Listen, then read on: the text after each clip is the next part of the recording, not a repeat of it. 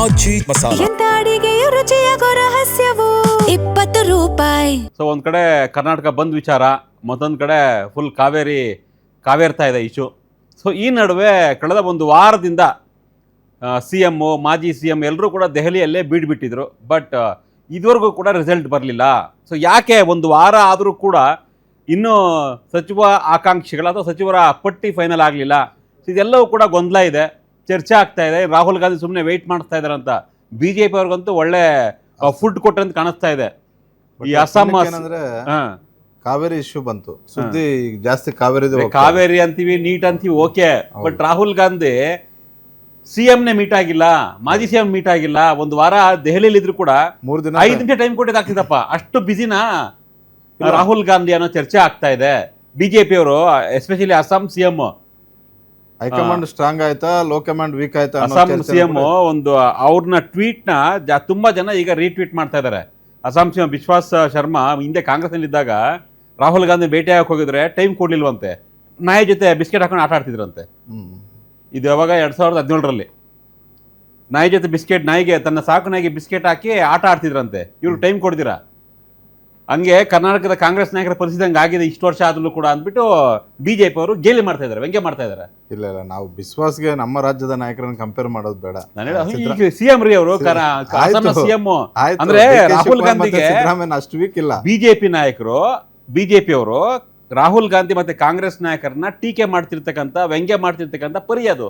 ಅಂದ್ರೆ ರಾಹುಲ್ ಗಾಂಧಿ ಇಡೀ ಕರ್ನಾಟಕ ಸರ್ಕಾರ ಇವತ್ತು ದೆಹಲಿಯಲ್ಲಿ ಇದೆ ಒಂದು ವಾರದಿಂದ.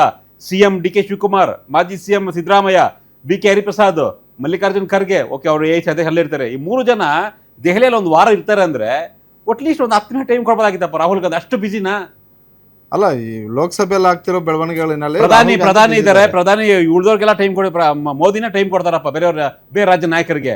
ರಾಹುಲ್ ಗಾಂಧಿಗೆ, ಒಬ್ಬ ಕರ್ನಾಟಕದ CMಗೆ ಟೈಮ್ ಕೊಡೋಕ್ಕಾಗಿಲ್ಲ 5 ನಿಮಿಷ 10 ನಿಮಿಷ ಅಂದ್ರೆ ಇನ್ನಂಗೆ ಅವರು ಪಕ್ಷವನ್ನು ನಡೆಸ್ತಾರೆ ಅನ್ನೋ ಒಂದು ಚರ್ಚೆ ಆಗ್ತಾ ಇದೆ.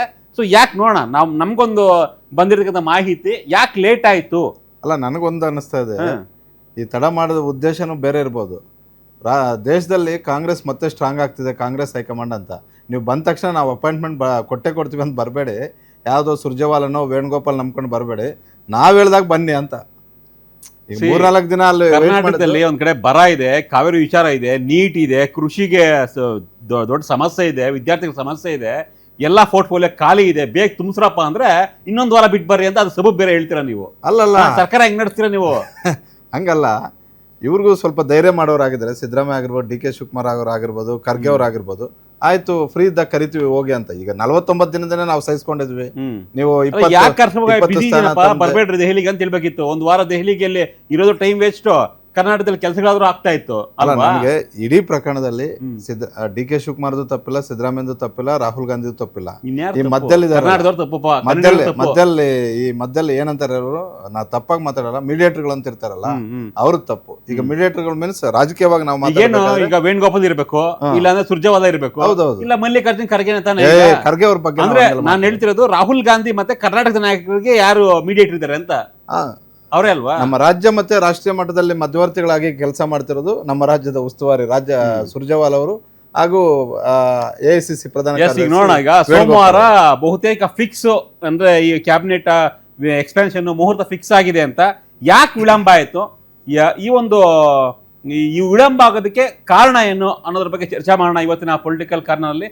ಒಂದು ಬ್ರೇಕಿಂಗ್ ಇದೆ ಈ ವಿಚಾರವಾಗಿ, ನೋಡೋಣ ಬನ್ನಿ.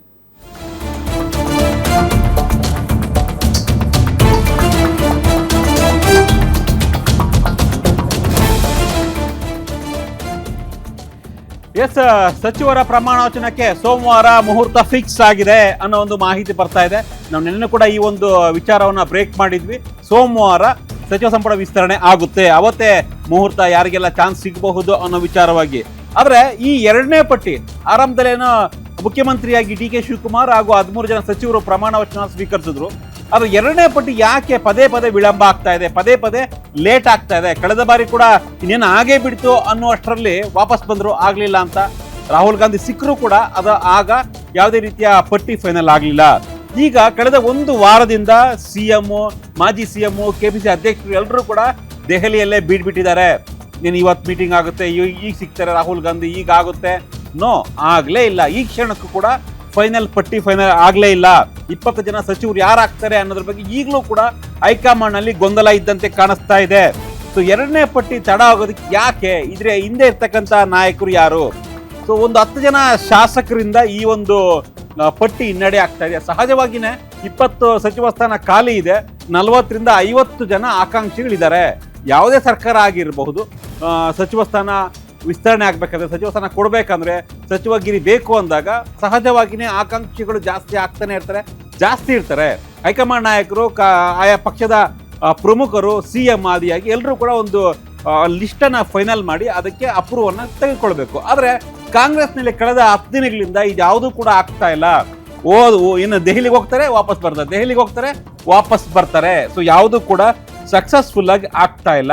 ಸೊ ಈ ಒಂದು ಲೇಟ್ ಆಗೋದಕ್ಕೆ ಆ 10 ಜನ ಶಾಸಕರು ಕಾರಣ ಅನ್ನೋ ಒಂದು ಚರ್ಚೆ ಆಗ್ತಾ ಇದೆ. ಹಾಗಿದ್ರೆ ಯಾರು ಆ 10 ಜನ ಶಾಸಕರು?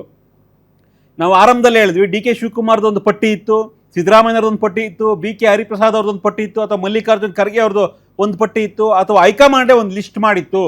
ಈ 5 ಪವರ್ ಸೆಂಟರ್ಗಳು, Siddaramaiah power centre, DK Shivakumar power centre, BK Hariprasad power centre, Kharge and high command, ಈ 5 ಪವರ್ ಸೆಂಟರ್ಗಳು ಸೇರ್ಕೊಂಡಾಗ ಕೆಲವೊಂದಿಷ್ಟು ಗೊಂದಲ ಆಗಿದೆ, ಕ್ಯಾಬಿನೆಟ್ ಕನ್ಫ್ಯೂಷನ್ ಆಗಿದೆ. ಸೊ ಯಾರಿಗೆ ಕೊಡಬೇಕು, ಯಾರಿಗೆ ಕೊಡಬಾರ್ದು, ಯಾರಿಗೆ ಕೊಟ್ಟರೆ ಪಕ್ಷಕ್ಕೆ ಉಪಯೋಗ ಆಗುತ್ತೆ, 2028ರ ಚುನಾವಣೆಯನ್ನ ಸುಲಭವಾಗಿ ಗೆಲ್ಲೋದಕ್ಕೆ ಅಥವಾ ನಾವು ಕಾಂಪೀಟ್ ಮಾಡೋಕ್ಕೆ ಹೆಲ್ಪ್ ಆಗುತ್ತೆ ಅನ್ನೋ ನಿಟ್ಟಿನಲ್ಲಿ ಈ 5 ಪಟ್ಟಿಗಳು ಚರ್ಚೆ ಆಗಿದ್ದಾವೆ ಅಂತ.